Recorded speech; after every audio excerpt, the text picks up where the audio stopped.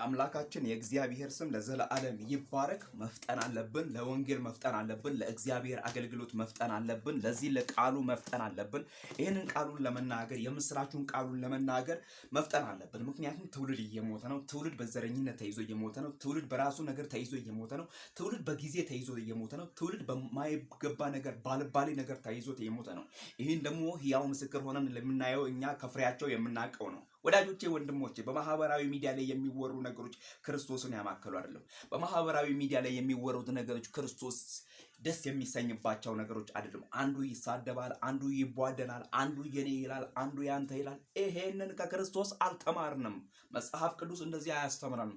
ስለዚህ አንተ የምተኛ ንቃ፣ ከሙታንም ተነሳ። ክርስቶስ ያበራልሃል። ክርስቶስ የህይወት ብርሃን ነው። ክርስቶስ የመዳኛ መንገድ ነው። ክርስቶስ የማምለጫ መንገድ ነው። ክርስቶስ ወደ አብ መድረሻ መንገድ ነው።